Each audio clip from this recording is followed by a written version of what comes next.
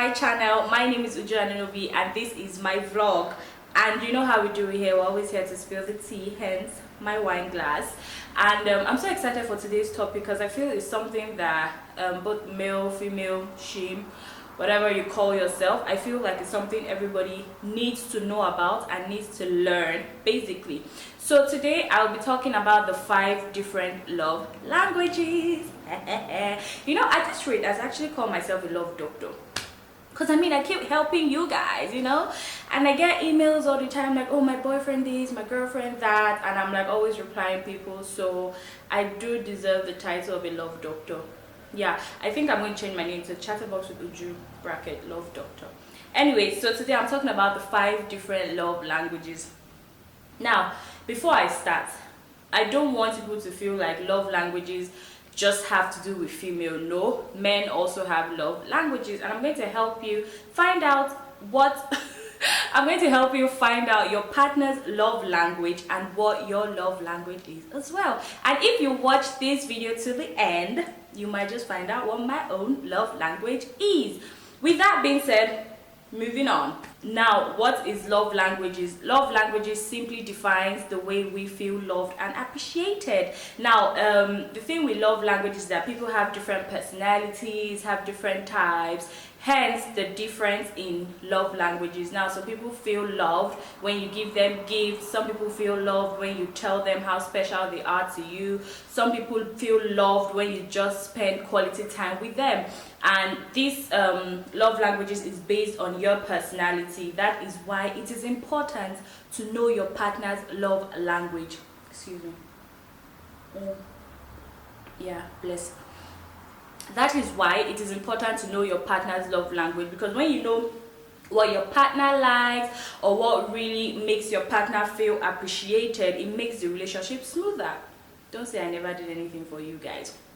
Now, kicking it, we are going straight to the 5 different love languages. Please pay attention so that you don't say chatterbox didn't do nada for you. Now, love language number 1. Okay, I think I'm going to list all 5, then I'll break it down into the different meanings, and I think I'll tell you guys how you can spice up your relationship for each love language. So, love language number 1, words of affirmation.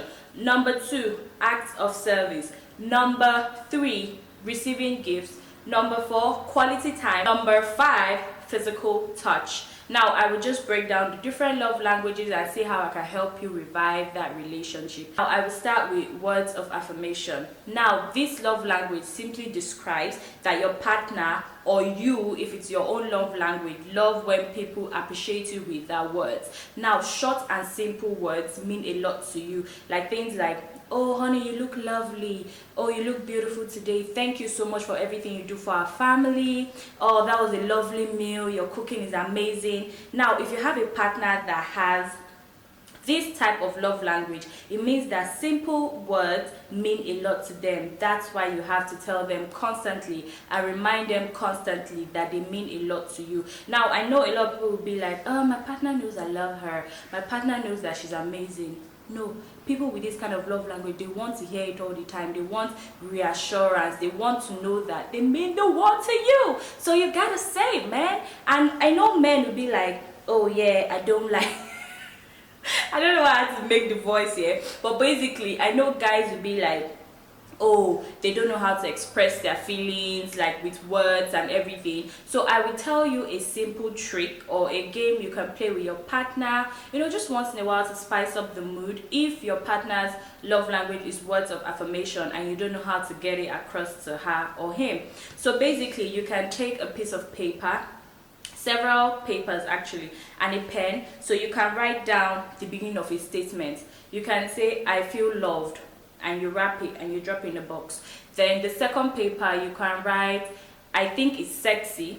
Then you drop it in a box rather. You wrap the paper and put it in the box. Then you can write statements that just the beginning of a statement, basically like, oh, I feel sexy, I think it's lovely, I love when, you know, and wrap it up. Then you and your partner can sit down, Pick a night that you could want to sit in and just like have quality time together, and you people can unwrap those papers. So what happens is that if the person picks a paper, he reads it and he completes the sentence based on the beginning of the statement. I hope you understand what I just said. So basically, if the person picks a paper that says I love it, then you complete the statement by saying I love it when you do the laundry. Anything basically that you love about your partner rather, you can just say it. Now, there's something very special about people that their love language is words of affirmation. It's not just about the words, it's more about the emotion and feelings that comes with the words that are coming out of your mouth. So it's not just you grudgingly saying I love you, like she forced you to say. You have to say with emotion so that the person can really feel what you're saying. Oh Lord, I am blessed. You guys really you guys really need to give me some accolades because I'm teaching you something. So basically, guys, what am I saying about words of affirmation? If you know you have a partner and this is their love language, please feel free to tell them they look beautiful in the morning, that dress looks lovely. There are people that you tell, okay, for instance now, like me, if you tell me, oh my God, you're so beautiful, I'll probably be like, oh, thank you. I know, like, moving on. But if you tell someone that their love language is words of affirmation, you look beautiful, they'll be like, oh my God, are you serious? Oh my God, thank you. And they will keep blushing the entire evening. But me, I'll probably just be like, oh, thanks. And everybody like moves on. So clearly it's not my love language. But if you have a partner that is always excited when you tell her how hardworking she is, how devoted she is to the family, you know, how she's always doing the laundry and taking care of you, or how beautiful she looks and she's very excited, please note that that is your love language. And if you do not know how to express yourself, feel free to play my games night with your partner, and trust me, it will be amazing because she will not even be expecting it. I helped you guys. So that's words of affirmation. Now, love language number 2, acts of service. Now, people with this love language love when you do things that relieve them of duty or pain or headache or any other thing. So basically, if you have a partner that their language is acts of service, it means that you have to do things spontaneously without them asking you to do it. So it's a situation whereby today is Tuesday and it's your partner's turn to do the laundry, but your partner has had a hectic day and she comes back from work and you have done the laundry. Like, trust me fam, that person is going to love you because she's just going to be like, oh my God, I was so tired and I was thinking about how I would just come back and start doing the laundry, but you already did it. And you know, that would mean a lot to her. People with that kind of act of service, it means a lot when you do things without them asking, when you do spontaneous things for them. Like it's more of action speaks louder than words. In layman terms, like, you can talk the talk, but can you walk the walk? Like, basically, that's all the person is saying. Like, show me what you are made of. Like, don't keep chatting all the time. Like, just show me what you're made of. So I think people with these love languages, they're actually very, I wouldn't say high maintenance, but they're the kind of people that you constantly have to do things spontaneously just to keep them, just to let them know that you care about them and you love them, and you know they mean a lot to you, basically. Now, another thing you should note with people with acts of service is that when the service is done grudgingly or with a negative tone, it doesn't really have as much impact as when it's done positively. So for instance, if you're dating someone and you know the person has had a very long day and they have to do the dishes, and he or she is like, oh honey, please can you do the dishes? And you're like, oh no, but it's your turn to do the dishes. Then she finally, or he finally says, okay, don't worry, I'll do it. Then you now say, oh no, let me do it. Whether you do the dishes or not, it's not considered an act of service because you have made the person angry or upset, and it's all just negative vibes surrounding the situation. So it's not really considered act of service. So with people like this, you have to be careful to make sure that everything you do is done out of love and positivity. Now, let me see, what exercise can you do with somebody with acts of service? Okay, do this entire week. Pick 3 days in a week to do something for your partner. If you have a partner that their love language is act of service, pick 3 days in a week to spontaneously do something for the person. Just buy that ticket, just do that laundry, make dinner, just surprise the person, something that they're not expecting, something you know that it's going to be stressful for them, and you just literally lift the weight off them. That is it. Acts of service, easy peasy. Now, love language number 3, receiving gifts. I'm going to definitely break a lot of people's hearts with this explanation of this love language, because people think that receiving gifts is so materialistic, like the love language is materialistic, and you know, it's very selfish, it's this and that. But I'm sorry to burst your bubbles, guys. Like, I've actually done my research on this work, and trust me, after reading everything, I found out that what I thought was my love language, it wasn't even my love language. And what I thought was the explanation of certain love languages wasn't even it. So basically, receiving gifts is not necessarily materialistic. In fact, it is more of the sentimental value as opposed to the gift itself. So let me explain this. People who their love language is receiving gifts are not materialistic. It just means that they feel loved and appreciated when you put thought into what you give to them. So basically, you're seeing someone and he tells you or she tells you that, oh, when she was little, she had a teddy bear called Mr. Snuggle, but Mr. Snuggle got burnt in a fire, and you know, when she was having bad times when she was younger, she always used to cuddle up to Mr. Snuggle and talk to Mr. Snuggle. He was like her best friend, basically. Now, if you're dating someone with a love language of receiving gifts, I would expect that for her birthday or any other thing, you could just get a teddy bear. I mean, she has shown you pictures of Mr. Snuggle, so you can just get a teddy bear that looks like Mr. Snuggle and wrap it and give it to her. So guys, please, ladies, I like guys, general term ladies, guys, it's not about Gucci, Fendi, Versace. Like, nah fam, receiving gifts has to do with the sentimental value that you put into a gift. So when people say that their love language is receiving gifts, it doesn't necessarily mean that they're materialistic or she a hoe or he a hoe. It just means that they love when people put in thoughts and efforts into getting them something. So tax for the week: if you have a partner and their love language is receiving gifts, feel free to wrap up something sentimental of something of value for them that they've told you about in the past, or something you think they will love or like. And if you can get Gucci and every other designer, please feel free to get that as well. But it's more of the thought and the effort put into the gifts that matters, not just the type of gifts. Now, at love language number 4, quality time. What are we talking about? You know, the thing about this love language is that people think it's about, the thing about this love language is that people think it's the easiest to understand, but it is also the easiest to misinterpret. Now, when you hear quality time, you think it's about just being with the person, right? No.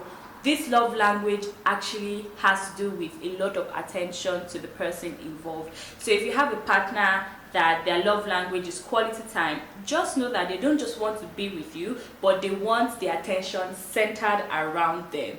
So basically, I know you feel like, oh yeah, I'm with her on Monday, Tuesday, Wednesday, Thursday. But are you with her on Monday, Tuesday, Wednesday, Thursday on your phone? Nah, that's not it. Are you with her Monday, Tuesday, Wednesday, Thursday, watching Netflix and chill? Nah fam, that ain't it. Are you with her Monday, Tuesday, Wednesday, Thursday with the guys in your house and you're watching game or you're playing game? No, that's not it. A person whose love language is quality time. So if you have a partner with this kind of love language, you have to be very careful. You have to make sure that you have to make sure that every date you plan and every time you plan to spend with the person has to be thought about and arranged ahead of time, because you don't want to call the person last minute and they would feel like you are just using them for like a backup plan, or you had other plans and it got busted, so you're just calling them up. So people with this kind of service are very delicate. Sorry, people with this kind of language are actually very delicate, and you actually have to take your time to plan something romantic with them. So it's not Netflix and chill.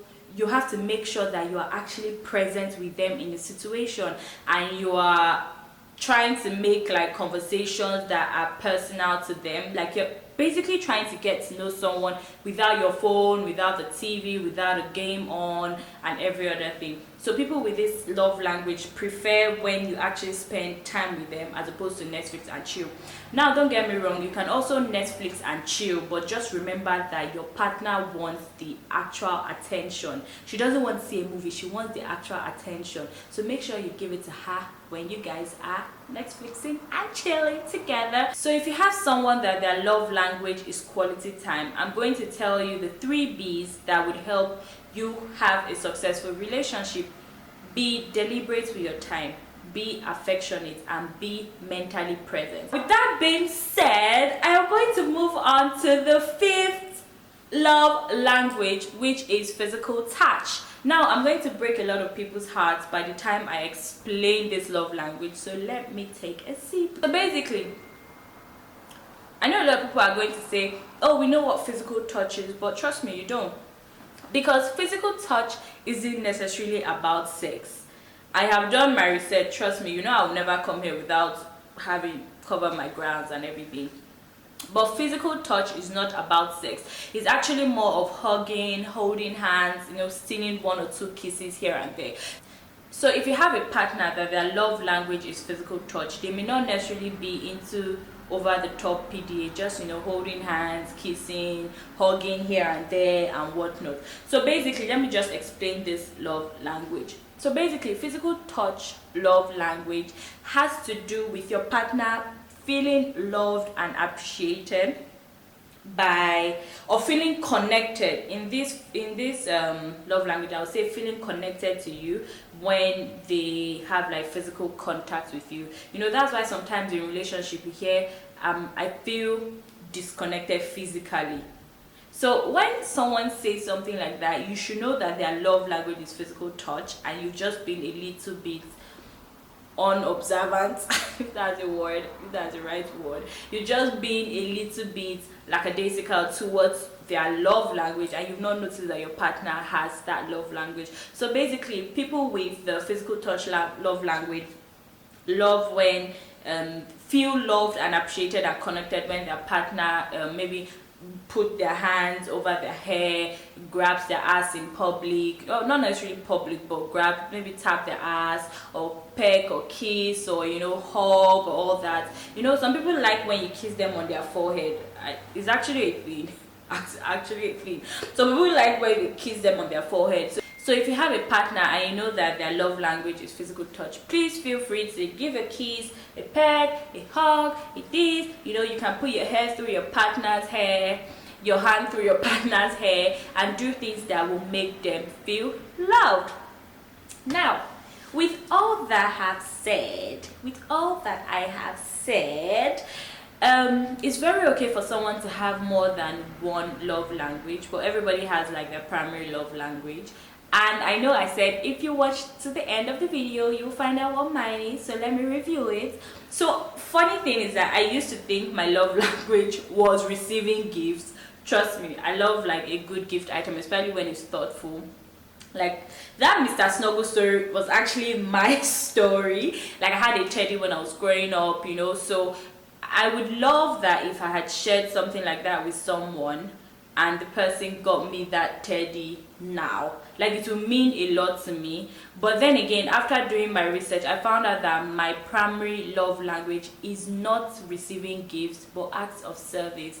Like I'm more of a action speaks louder than words kind of babe. Like you can talk the talk, but can you walk the walk? Like I don't want to see you do it. Like I don't want people that will be like, oh yes, I'll do this for you, or oh yeah, on Tuesday, just let me know, I'll do this. No fam, I just want to do it on Tuesday. Like I just want to sit down and know, and just like maybe get a call or a message that this has been done, that has been, like I'm more of a, like action speaks louder than words. Like I can't even emphasize that. Like just talking about it is getting me riled up. Like I'm actually that kind of person. And I mean, don't get me wrong, I do love a gift once in a while, like but I actually thought that was my primary love language, but it's actually acts of service. So I would say if I'm to pick 2 love languages out of the 5, I would say acts of service and maybe receiving gifts. Like, I'm not really into quality time because I actually work a lot and I actually have a lot on my plate.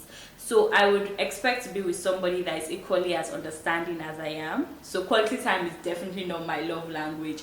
Then words of affirmation, I think I'm not words of affirmation because I am acts of service. Like, people can talk, but can they do it? So it's not, I don't know if I'm making sense, but basically I'm not easily swayed by words. Like, do you get me? Like, you can spend the entire night telling me this, telling me that, like, I won't be moved until I see an action basically being taken. So I'm definitely not words of affirmation. Then physical touch. Oh my god, I hate PD. Like, I'm completely shy. Like, making this video, I'm shy. Like, the other day I was at the airport and I was coming back to Abuja because I traveled to Lagos. By the way, that vlog will be out on Wednesday. So I traveled to Lagos. So I was at the airport, getting searched and everything. And a lady came to meet me. That, hi, she knows me from the vlog. And I was just so shy. Like, I get that all the time. But I was genuinely shy. Like, most times I'm like, hi, thank you, okay, hug, whatever. So I'm like not a PDA kind of person because I can't even deal with like regular people talking to me in public. Talking about being with like somebody that I'm actually with and like hugging or kissing or touching person. I'm definitely not a PDA kind of person. So I would say my love languages are acts of service and receiving gifts.